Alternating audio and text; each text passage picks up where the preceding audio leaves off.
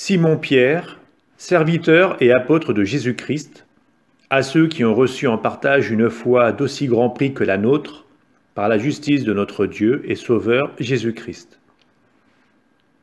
Que la grâce et la paix vous soient accordées en abondance par la vraie connaissance de Dieu et de Jésus notre Seigneur. Sa puissance divine nous a fait don de tout ce qui permet de vivre avec piété, grâce à la vraie connaissance de celui qui nous a appelés par la gloire et la force qui lui appartiennent.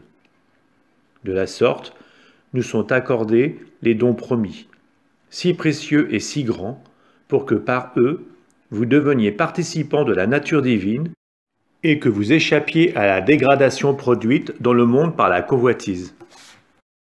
Et pour ces motifs, faites tous vos efforts pour joindre à votre foi la vertu, à la vertu la connaissance de Dieu, à la connaissance de Dieu la maîtrise de soi, à la maîtrise de soi la persévérance, à la persévérance la piété, à la piété la fraternité, à la fraternité l'amour. Si vous avez tout cela en abondance, vous n'êtes pas inactif ni stérile pour la vraie connaissance de notre Seigneur Jésus-Christ.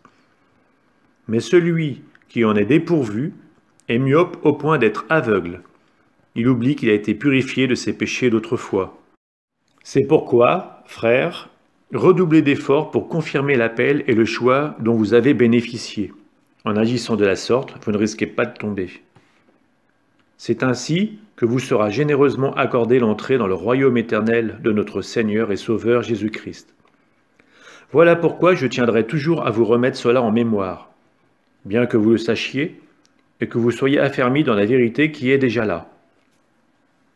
Et il me paraît juste, tant que je suis ici-bas, de vous tenir éveillés par ces rappels, car je sais que bientôt je partirai d'ici-bas, comme notre Seigneur Jésus-Christ me l'a fait savoir. Mais je redoublerai d'efforts pour qu'après mon départ, vous puissiez en toute occasion faire mémoire de cela. En effet, ce n'est pas en ayant recours à des récits imaginaires sophistiqués que nous vous avons fait connaître la puissance et la venue de notre Seigneur Jésus-Christ, mais c'est pour avoir été les témoins oculaires de sa grandeur. Car il a reçu de Dieu le Père l'honneur et la gloire, quand depuis la gloire magnifique lui parvint une voix qui disait « Celui-ci est mon Fils, mon bien-aimé, en lui j'ai toute ma joie. » Cette voix venant du ciel, nous l'avons nous-mêmes entendue quand nous étions avec lui sur la montagne sainte. Et ainsi se confirme pour nous la parole prophétique. Vous faites bien de fixer votre attention sur elle, comme sur une lampe brillant dans un lieu obscur jusqu'à ce que paraisse le jour et que l'étoile du matin se lève dans vos cœurs. Car vous savez cette chose primordiale. Pour aucune prophétie de l'Écriture, il ne peut y avoir d'interprétation individuelle, puisque ce n'est jamais par la volonté d'un homme qu'un message prophétique a été apporté. C'est porté par l'Esprit Saint que des hommes ont parlé de la part de Dieu. Mais il y eut aussi des prophètes de mensonges dans le peuple, comme il y aura parmi vous des maîtres de mensonges, qui introduiront des hérésies, menant à la perdition, et renieront le maître souverain qui les a rachetés. Ils préparent pour bientôt leur perdition. Beaucoup les suivront dans leur débauche. À cause d'eux, suivre le chemin de la vérité fera l'objet d'outrage. Et dans leur cupidité, ils vous exploiteront par des discours factices. Leur condamnation est en cours depuis longtemps, et leur perdition n'est pas en sommeil. Car Dieu n'a pas épargné les anges qui avaient péché, mais il les a livrés, enchaînés, aux ténèbres infernales, où ils sont gardés pour le jugement.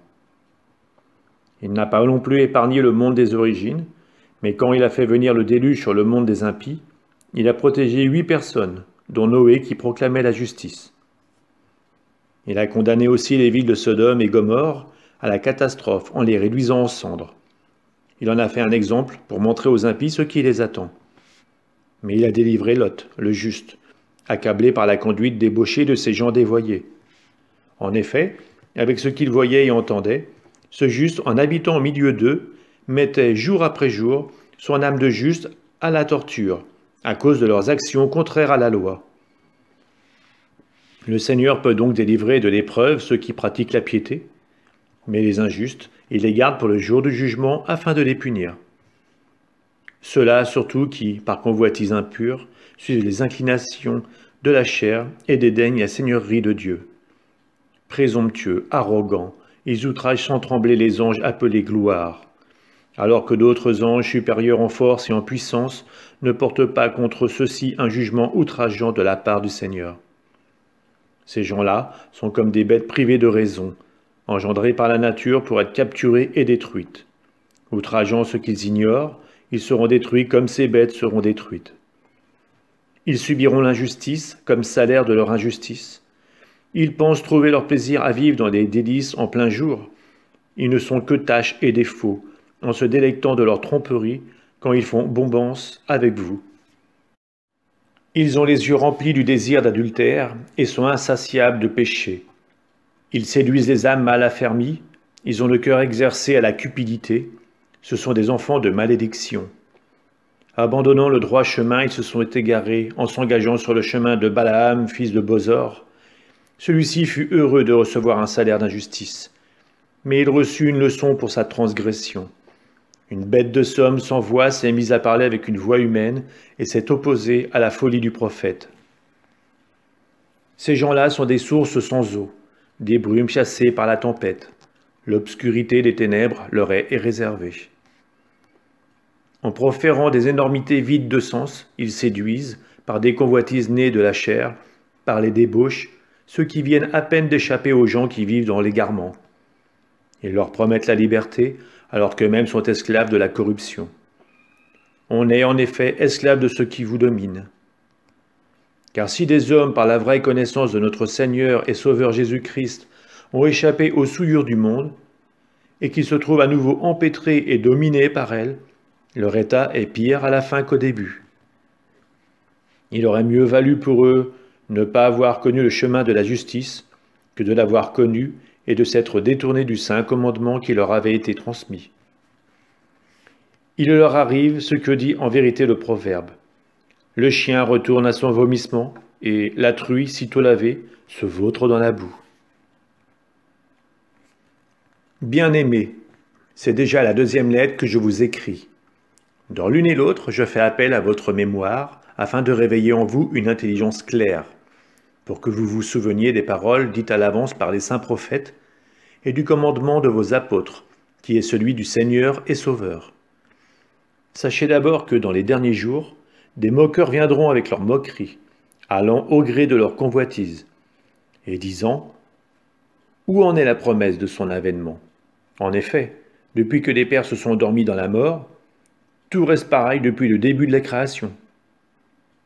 En prétendant cela, ils oublient que jadis, il y avait des cieux, ainsi qu'une terre sortie de l'eau et constituée au milieu de l'eau grâce à la parole de Dieu. Par ces mêmes éléments, le monde d'alors périt dans les eaux du déluge. Mais les cieux et la terre de maintenant, la même parole les réserve et les garde pour le feu, en vue du jour où les hommes impies seront jugés et périront. Bien-aimés, il est une chose qui ne doit pas vous échapper. Pour le Seigneur, un seul jour est comme 1000 ans, et 1000 ans sont comme un jour. Le Seigneur ne tarde pas à tenir sa promesse, alors que certains prétendent qu'il a du retard. Au contraire, il prend patience envers vous, car il ne veut pas en laisser quelques-uns se perdre, mais il veut que tous parviennent à la conversion. Cependant, le jour du Seigneur viendra, comme un voleur. Alors les cieux disparaîtront avec fracas, les éléments embrasés seront dissous, la terre, avec tout ce qu'on a fait ici-bas, ne pourra y échapper. Ainsi, puisque tout cela est en voie de dissolution, vous voyez quels hommes vous devez être, en vivant dans la sainteté et la piété, vous qui attendez, vous qui hâtez l'avènement du jour de Dieu, ce jour où les cieux enflammés seront dissous, où les éléments embrasés seront en fusion. Car ce que nous attendons, selon la promesse du Seigneur, c'est un ciel nouveau et une terre nouvelle où résidera la justice. C'est pourquoi, bien-aimés, en attendant cela, faites tout pour qu'on vous trouve sans tache ni défaut dans la paix. Et dites-vous bien que la longue patience de notre Seigneur, c'est votre salut, comme vous l'a écrit également Paul, notre frère bien-aimé, avec la sagesse qui lui a été donnée. C'est ce qu'il dit encore dans toutes les lettres où il traite de ces sujets. On y trouve des textes difficiles à comprendre, que torturent des gens sans instruction et sans solidité, comme ils le font pour le reste des Écritures, Cela les mène à leur propre perdition. Quant à vous, bien-aimés, vous voilà prévenus, prenez garde. Ne vous laissez pas entraîner dans l'égarement des gens dévoyés, et n'abandonnez pas l'attitude de fermeté qui est la vôtre. Mais continuez à grandir dans la grâce et la connaissance de notre Seigneur et Sauveur Jésus-Christ. À lui la gloire dès maintenant et jusqu'au jour de l'éternité. Amen.